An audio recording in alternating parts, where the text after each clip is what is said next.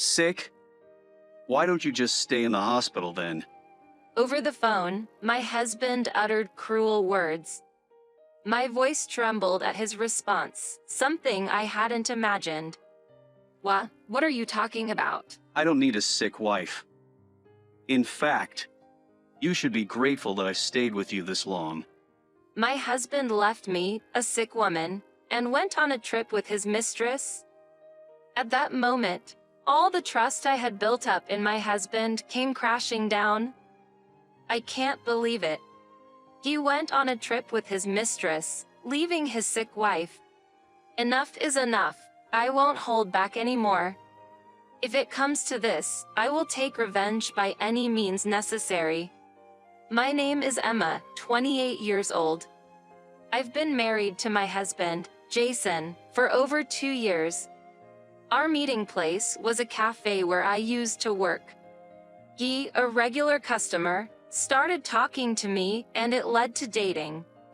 After about a year of dating, we made it to the finish line. I lost my parents when I was in the 9th grade. All that was left were my parents' house and the inheritance from my father, who was a businessman. Thanks to that inheritance, I was able to go to university. I owe my current life to my parents, and I am grateful, but losing both parents at once left me with immeasurable emotional scars. The fear of losing someone important to me again haunted me. I fell into baseless anxiety, almost leading to misanthropy. During my relationship with Jason, I expressed my anxieties many times. He was the one who accepted me in that state. During his proposal, he said this: I'm not going anywhere, and I'll always protect you. So, I want you to marry me. But I don't have a family. I'll become your family, Emma. Huh? As your family, I'll be with you forever. I won't let you feel lonely again. Jason. Believing his words, I decided to marry him. After marriage, we decided to live together in my parents' house where I had been living. Living with him after being alone for so long, our married life was blindingly happy. After getting married, he stopped working overtime and always came straight home.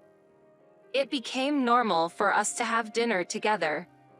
And we would often watch movies slowly before bed. We had such fun days. However, after a year of marriage, my husband suddenly started working overtime more often. Though there had been almost no overtime until then, it gradually increased to once or twice a week. And finally, most of the week was filled with his overtime. 2 months later, business trips were added, drastically reducing our time as a couple. Eating dinner alone became a daily routine. At first, I endured it, but unable to bear the sudden change in life, I decided to express my feelings to my husband. Hey, Jason, don't you think you've been working overtime a lot recently? Sorry about that. Work has been piling up lately, haha. But you didn't have much overtime a few months ago. Plus, there was that business trip the other day. I'm working hard for you, Emma. It's kind of a shock to hear you say that. I'm sorry. Feeling afraid of my husband's intimidating tone, I immediately apologized. Then he quickly returned to his usual demeanor and smiled, saying, I'm glad you understand. Should I be the one to endure it after all?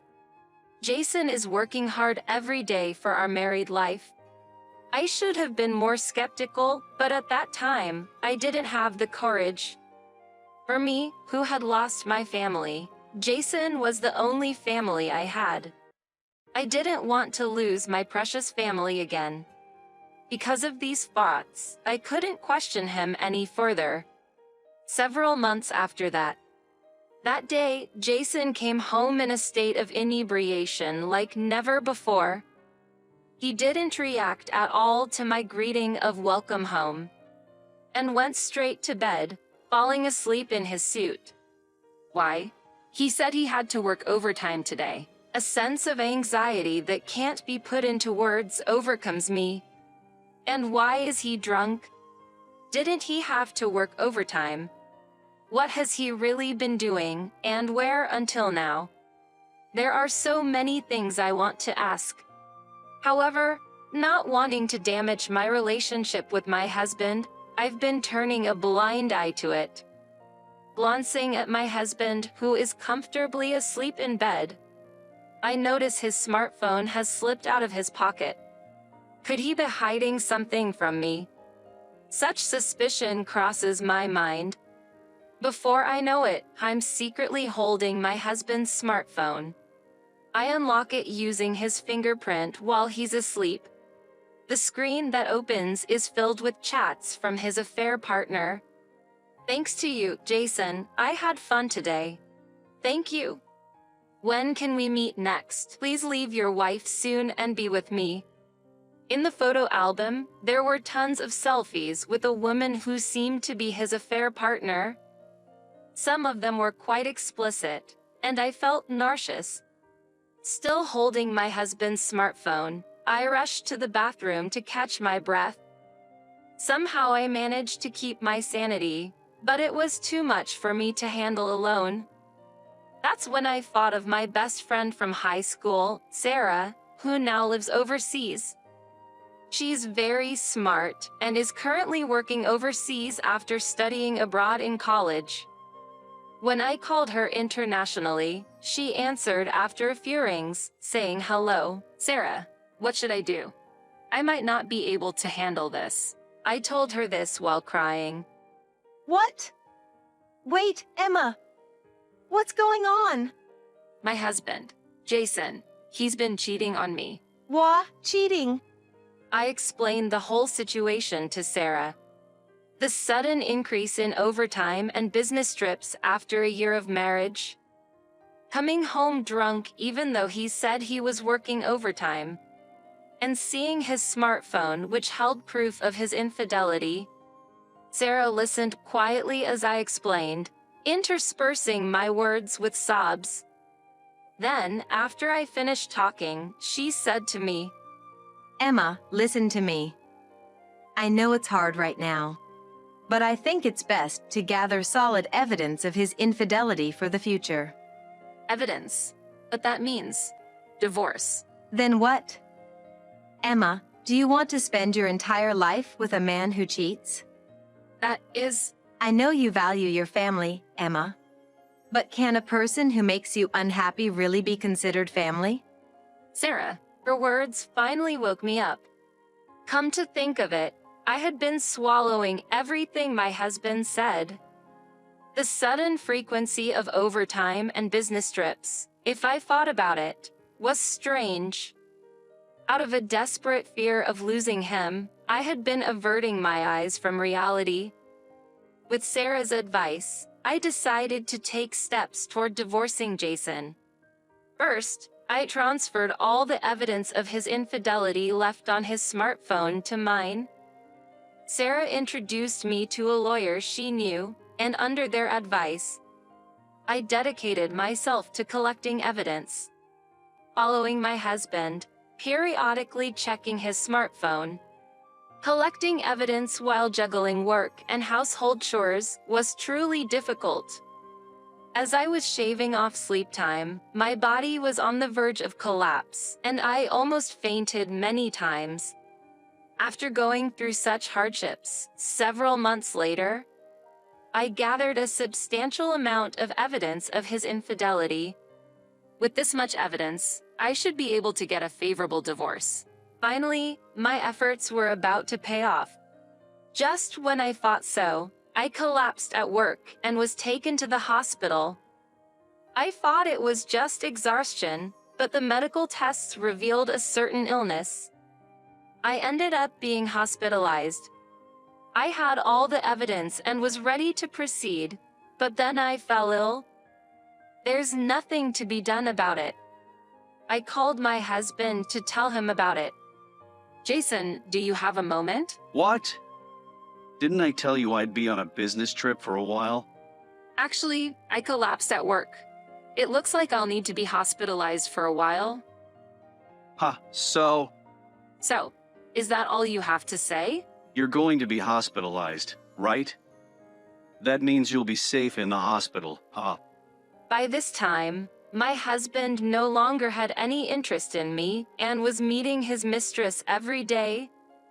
His treatment of me had become so careless that I thought he was practically confessing. And of course, my feelings for him had completely cooled. I lost my patience with him for showing no signs of worry at all, and I couldn't help but ask, "Do you think it's lucky that I'm hospitalized?" Ha! What's with you all of a sudden? I don't have time for this. But it's true, isn't it? You're not on a business trip today. You're going on a trip with your mistress. What? How did you? It's obvious. Did you actually think you were getting away with it? I expected him to deny it, but surprisingly, my husband easily admitted to his affair. Whether he thought he was already busted and decided to be defiant, his attitude suddenly changed. Yeah, that's right. I'm having an affair. Got a problem with that. Sigh. You have some nerve, after all the lies you've told me. It's your fault for being deceived, right? Why don't you just stay in the hospital forever, huh? What? What are you saying? I don't need a sick wife. You should be thankful I'd been with you all this time, huh? At that moment, all my emotions were dyed with anger towards my husband. Thankful. This isn't the married life I wanted. How dare he? I'll make him regret this. I will never forgive you, Jason. I suppressed my desire to shout and informed my husband, feigning calmness. However, he responded provocatively. Go ahead, do whatever you want. You can't divorce me anyway. Why do you think so? Because that's the way it is, right? For you, I'm your only family. If you lose me now, you'll be alone again, won't you? You okay with that? Family, huh? If you behave, we can continue to be a family.